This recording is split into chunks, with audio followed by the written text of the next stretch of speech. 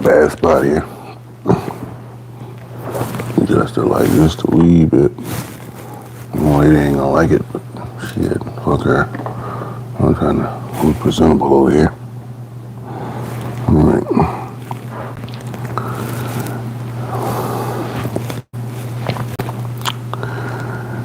All right. Good morning. This is Sports for Real. Chiming in on you on this week 17 NFL Sunday. They've been playing since Wednesday for this week. You had NFL games on Wednesday, 2 of them on Wednesday. You had another one on Thursday, that's 3. You had 3 yesterday, that's 6. You had a majority of them today, and then we're going to finish up tomorrow with the Lions and the 49ers. It's supposed to have been a marquee game, but this should have been one of those games they pull because the 49ers, they've been struggling lately. And a lot of that has to do with injuries, but that's part of the game. Detroit, they lost a whole lot of people, but they still managed to stick around with a 13-2 record. They have an opportunity to get the number 1 seed. They have to beat their division rival, Minnesota. I believe they're going to tangle up next week, and that's going to be pretty much for the number 1 seed in the NFC. Everything is heating up across the sports world, especially when you start talking about football. You got the college football playoffs are going to resume on Tuesday, going into Wednesday the 1st. And you also have the regular bowl games. And with the regular bowl games, you know, the later you get in the bowl season, the better the matchups tend to be, even with teams that are 6-6. We kind of saw that yesterday when Boston College got it on with Nebraska in New York. The marquee game was everybody really wanted to see was how would Colorado do against BYU. Strange matchup in a way because both those teams are in the same conference. And I've been telling you all along that BYU is really the best team in the Big 12. But for whatever reason, after they got to like 9-0, they went to struggling. And they lost a couple games in a row. And it just happened to be the critical game. They lost to Arizona State, and I believe it was Iowa State that knocked them off. And those are the 2 teams that end up playing for the conference championship. Well, during that struggle time that BYU had, they struggled pretty much because their quarterback, Rhett Sliff, or what is his name, he was hurt and banged up. But given the rest that they had the opportunity to show who really was the best team in the Big 12. Colorado coming in with their hype machine. They got that Heisman Trophy winner. They got the supposedly number 1 quarterback coming out in the draft. And they was looking to go out with a bang because, you know, Hunter and Sanders, they calling it, you know, they're going to call it, even though they could come back. They're going to decide to try to get those NFL riches while they're hot. What ended up happening was, I appreciated Cade, is that Indiana? Yeah, I've been bigging up Indiana, but it kind of disappointed me down the stretch there. But I'm not sure if that's what that sign represents. What was I saying? So Colorado came in. Ibrahim Norma Radova says, hello, how you doing? Like I was saying, Colorado came in with all the hype, and they wanted to go out with a bang and show everybody that they should have been. There's no problem. It just looks like Indiana. That's why I was asking. But they wanted to go out with a bang and show everybody. I understand. They wanted to show everybody that they were the best team in the Big 12. And a lot of people have been saying that, yes, I'm on air. They've been saying that UW Daddy, I don't know what that means. They've been saying that they want to go out with a bang, and they think they're the best team in the Big 12. But I felt all along that BYU was the Big 12's best team, but they had to deal with injuries. Well, they came in last night and they were healthy. Colorado came in healthy, looking to make a statement, and the statement was made on them. BYU took them behind the woodshed, and it kind of looked like, in a lot of ways, the same kind of whippings that Colorado took last year. That's what BYU did to them yesterday. A lot of times you see these kind of things happen in bowl games where teams, they show up and they can be there and not be there. and they give you a good effort, and they may not give you a good effort. In other words, you don't know what you're going to get when these games kick off. It means something probably not appropriate, especially if that's a kid. Okay, all right.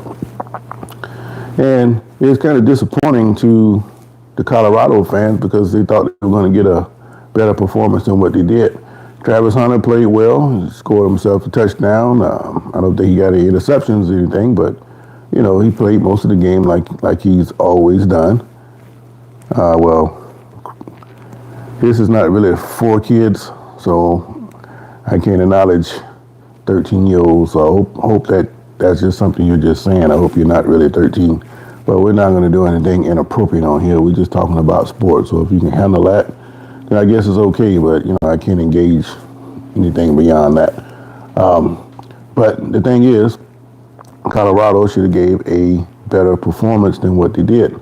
And one thing these bowl games have always done, they kind of expose people. They say that Shedeur Sanders is the best quarterback coming out in the draft. Well, I'm not quite sure of that. Any quarterback, if they have time to throw, then they can kill you. But I've never met in all my years a quarterback who can throw off his back. And when you put pressure on Sanders and you hound him and chase him, and you get to him, it affects his game. But not just the games that they lost this year. Go back to what you saw last year. He had a pretty good run at Jackson State. He was hardly ever touched. But if you're getting beat up in the colleges like that, what you think is going to happen when he goes to the NFL? So I don't know if he's the top quarterback or not. It remains to be seen, but it certainly leaves a question in your mind when you see how when teams get after him, how his performance reduces. So that's just something to keep an eye on. But you had to give BYU their credit for taking apart Colorado. They kind of feel like, one thing about Colorado with Deion, these people, they all kind of be like against him. And all the hype and interest goes towards Colorado. They rarely say anything about the other team. And those other teams take that personal. And it gives them that extra motivation to go in there and knock Colorado off. BYU coach even said, look, we came in with a better record and we expect to win this game. And they weren't intimidated by what Colorado could do. And they showed it. And the same kind of thing last year with Colorado and Oregon. Oregon coach, he tried to make it more out of it than what it was, try to get his team motivated with the clicks comment. But I think that was something personal. And at some point, you're going to run across Colorado again. It might be different circumstances. And we'll see what he has to say next time. But still, it leads teams to get extra motivated when they go against a team like Colorado. But that's just the way it goes. It was BYU's turn last night, and it's kind of odd that you have two teams from the same conference playing against each other in the bowl game. But with all these inflated numbers in conferences now, it happens a lot. It's going to happen more often because you're going to have teams that probably should have played each other in a smaller setting. They can't play because the schedules are so large. So it also helped that Colorado came from the Pac-12 last year, and the Alamo Bowl had a Pac-12 tie-in.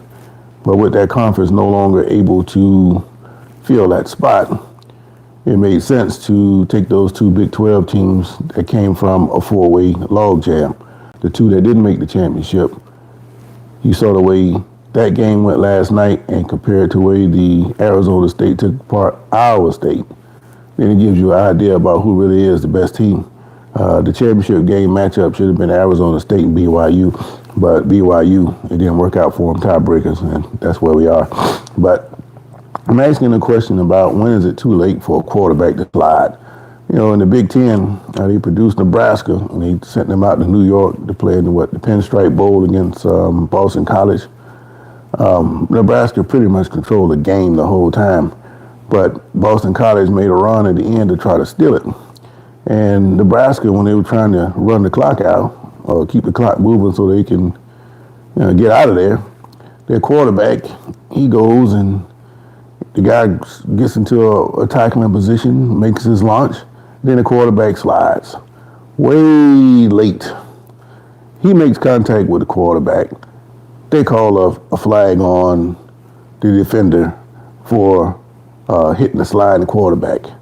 Now, I used to play quarterback in high school, and I understand you want to protect the quarterback, but, starting in the 90s, they really went overboard with all this overprotection crap. And then when a guy goes into a tackling position and then you go into a slide afterwards, they put the flag on the defender every time, call him unsportsmanlike. But there's nothing unsportsmanlike about a guy trying to make a form tackle. It's the quarterback that's initiating the contact. It's kind of like a guy in basketball run over somebody. He initiated the contact, and they call a blocking foul on the defender. The defender was there the whole time, man.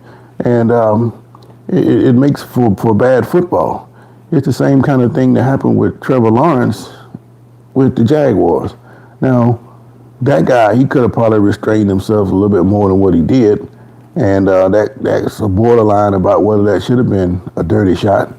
But he's still playing the game, and you decided to slide at the wrong time, and that puts the defender in jeopardy. Well, if you're going to be put in jeopardy like that, hell, you might as well hit him because they're going to flag you anyway. Patrick Mahomes running down the sidelines trying to do the same thing. He'll run, and you're going to see if you're going to try to hit him. And if you don't try to hit him, he's going to keep running. But if you try to hit him, then he'll step out at the very last second, and they call a penalty. The defender does not have a chance no matter what they do. Not one bit of a chance. And I think they need to do something about the rules. Otherwise, somebody's just going to take a shot at these quarterbacks, say they're going to hit me, they're going to flag me anyway, so I might as well get my money's worth. I would probably tell my defensive guy, look, you catch a quarterback like that, go ahead and hit him, man, because you're going to get penalized anyway. We'll deal with the fallout. And that's kind of the way that the Texans dealt with their player getting kicked out of the game. And I think it's appropriate. All right, Clark Kent says, good enough for heaven, ever curse, everlasting, well, ever lied or stolen before. Have you? I don't know where you're going. That's got nothing to do with what we're talking about. So I still think that these quarterbacks, when they're running up and down the sidelines and they make these late slides, I think you ought to throw out the penalty for the defenders, because the defenders, they're in no man's land there, and you put them in bad situations when you throw these flags like that. So what happened yesterday, they did throw a flag, but it resulted in a fight on the field. And it was clear that the quarterback was at fault for that. Now, to add even insult to injury or arrogance to his first act, he came back later on and slid again. This time he came up short of his first down mark, because once you launch your slide, that's where they mark you. The guy hit him. This time it was a little bit later than what happened the first time. But this time, they throw a flag, but they pick it up. They didn't call it for the late hit, but they very easily could have. And they realized last time that the defender had the quarterback had slid too late, putting that defender in jeopardy. And they were basically telling you that, that was a make-up call, that they should not have thrown the flag the first time. And I think that was just. And I think what they should do, instead of overreacting, a knee-jerk reaction, they should do that all the time. But these quarterbacks, they initiate all this stuff that's taking place when a defender hits you late. Nobody's trying to hurt anybody out there. They're just trying to hustle hard and get to the football. But it's almost impossible to do when you're sliding, and I'm already put myself in position to make the tackle. So they need to do something about that. But the games themselves, it was pretty good. Like I say, nobody expected Colorado to get beat the way they did. I didn't think they could beat BYU, and that was proven. And Miami, they probably could have beat Iowa State. They didn't play their quarterback the second half. That was a game when you absolutely had no defense. And because you didn't have any defense, it was pretty much who got the ball last, and Iowa State got the ball last. And not having Cam Ward to drive them down to steal the game in the end, Miami wasn't able to win that game. But if you play both starting quarterbacks the whole game, I think Miami should be able to beat Iowa State probably by 10 points. But that's the way Miami's been playing all year. They've been living by the sword and they died by the sword. They probably should have been in the playoffs, but the inability to stop high-scoring teams like Syracuse cost them a shot. All they had to do was beat the Orange, and they would have been in the playoffs. But as you have it, the playoffs, we already had the first round. You got pretty much the pretenders out of the way. Seeds 9 through 12, they're gone. No upsets. But I think you're going to start seeing upsets beginning with this second round. On Tuesday, you're going to have Penn State going into Boise State. That should be a pretty good football game. Penn State's playing probably the best they played all year, but I don't think they're as strong as Oregon. And I think that if Boise State is able to get that running back off the ground and run the football, they're going to cause Penn State some problems. But if they don't, Penn State's going to the semifinals. And then you're going to have on Wednesday, you got the other three games. You close the night with Notre Dame and Georgia. The middle game, I believe, is Arizona State and Texas, I believe. And the first game is, I got to get the schedule right. I'm not quite certain what the first two. I do know Georgia and Notre Dame is going to play last. And, Georgia quarterback, he declared for the draft. And he's not going to play anymore in the playoffs because he had surgery on that UCL injury he had. And that's fitting. But the question is, can the backup quarterback play as well as he did against Texas? And I'm going to initially say no, because nobody expected Stockton to come off the bench. But now that he's coming off the bench and he's going to have to start the whole game, it's going to be a different kind of energy because it's not like a shot in the arm kind of thing anymore. He's going to have to come in and play well from the beginning because Notre Dame is actually playing some pretty good football. So those three games on Wednesday can go either way, and I'm looking forward to seeing how they unfold. You also have the possibility that some teams can get blown out. A lot of people don't have any belief in Boise State. They don't think Arizona State can keep up. But those are some good football teams, and it can go any kind of way. Even your favorite team can get blown out. But the spotlight is really on Texas and Georgia. All I know is that the SEC fan base has been making about certain teams not being qualified to make the playoffs, and to have Tennessee get blown out by Ohio State. Now the question shifts: is the SEC really as strong as people thought they were? And I got an answer to that. And I won't give you exactly the answer, but I will say this, that all those conferences are set up pretty much the same. You got 2 or 3 teams at the top. You got 2 or 3 teams clearly on the bottom, and everybody else is in the middle. If you take all the middle tier teams in each conference and put them in the bag and shake them up, you don't know who might come out of that. And this is the result that you're seeing so far in college football this season. And it's going to also rear its head in the playoffs. So mark my word. So how does that fit for the SEC? You'll see.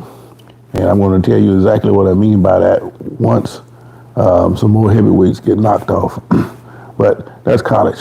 Now, we're talking in college on the NFL Sunday, but the thing is, they've been pitting against each other pretty much the last 2 weeks. And as you notice, when there's a college game on and an NFL game on, people tend to switch over to the NFL. This time of the year is made for the NFL because the seasons is on the line for a lot of teams. We saw last night with the Broncos and the Bengals. All the Broncos had to do was get a tie. They ended up going to overtime with the Bengals after making a miraculous touchdown catch in the last few seconds of the game. And the referee upheld the catch. I don't know if he really scored, but they gave it to him. And it makes for good TV. And the Bengals, the guy come down and miss a field goal in overtime to win the game. Denver, all they had to do was get a first down or 2 to run out the clock, but they couldn't do it. And the Bengals got the ball and then come down and he scored a touchdown. So now the Broncos have to beat Kansas City next week to make the playoffs. But here's the fly in the ointment. Kansas City, they're the number one seed in the AFC with one loss. They're not going to play anybody next week. I don't think if Mahomes does play, he might play a quarter. They're going to treat that like a preseason game. So the Broncos pretty much have a clear path to get to the playoffs because the Broncos feel like they can beat. The Chiefs feel like they can beat the Broncos, so why not let the Broncos get in? It doesn't hurt them any. Why not let a team get in the playoffs that you know you can beat? And I think that's what Kansas City is going to do next week. They're going to come with the backups, and they're going to try to get through the game healthy. And if it's there to win, they probably just go ahead and knock the Broncos out. But I don't think they really want the Bengals in the playoffs. So it's best for them to have Denver in the playoffs. And because of that, I think they're just going to just give this game a ride, and the Broncos will end up in the playoffs. But if Cincinnati does get in the playoffs, it's kind of one of those teams that nobody wants to play. So all they have to do now is win next week. And I think they got my Steelers. And, the Steelers, they lost 3 in a row, man. All they had to do was win one game to win the AFC North, and they didn't do it. So they put themselves in a bad position. It's nothing unusual for Pittsburgh. They always do the same thing. They make it interesting when it doesn't have to be interesting.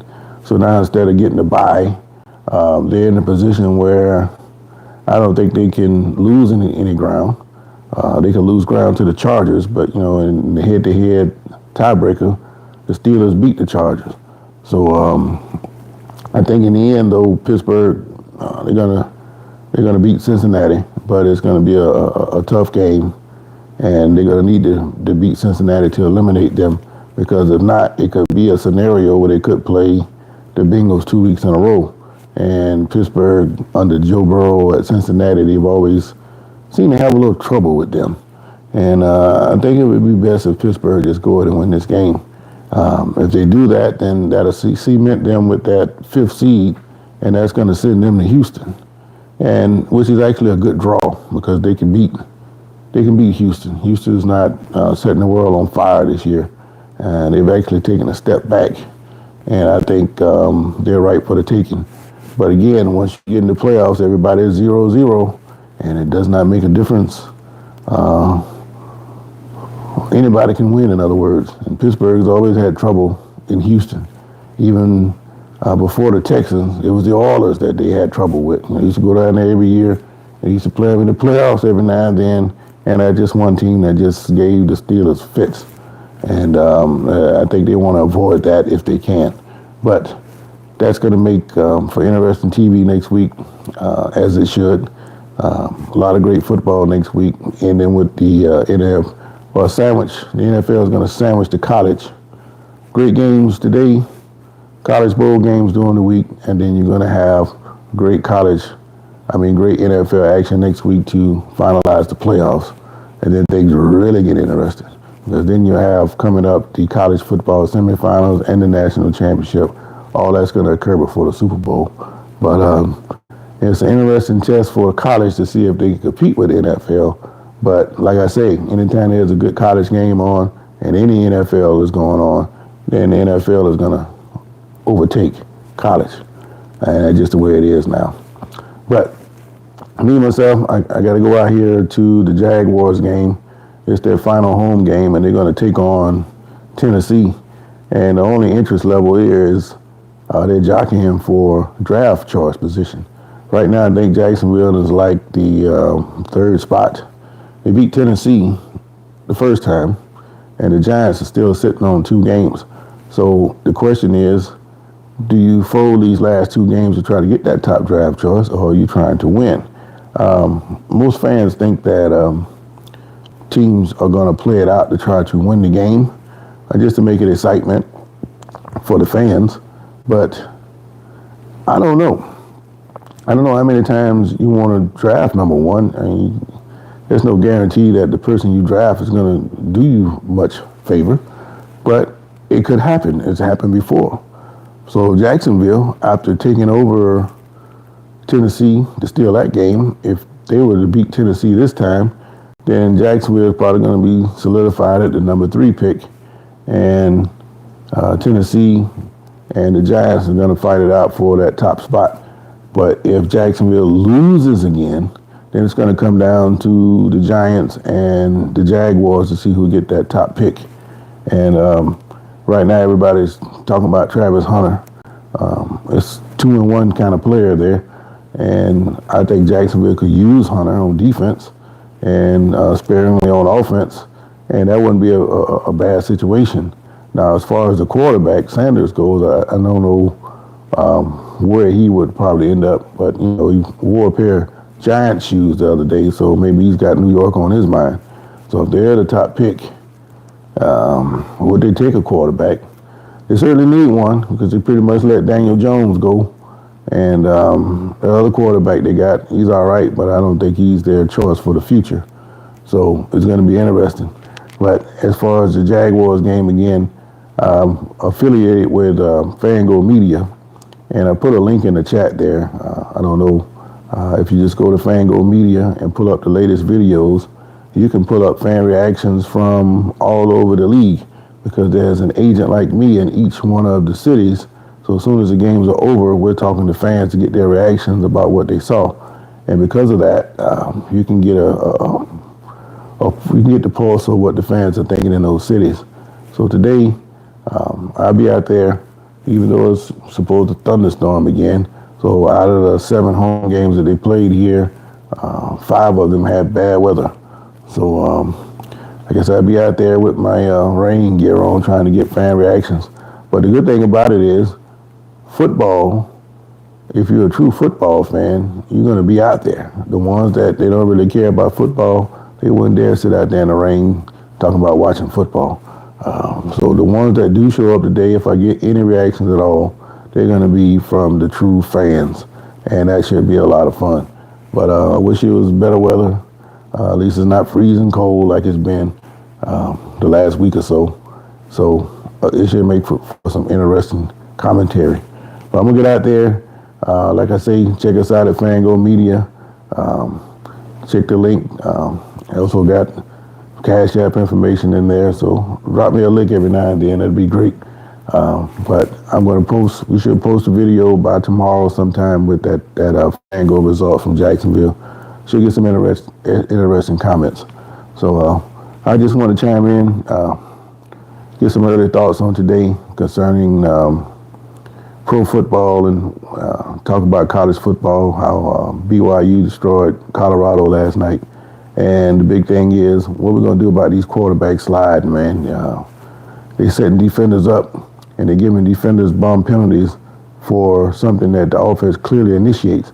And it's across the board, because even if you just tackling a guy, and if the picture changes, or by that I mean if the runner changes their position at the last second, it makes it look like the defender is trying to play dirty, but the picture was changed by the offense. Once the guy launches to make the tackle, he can't just change his position, and offenses know that.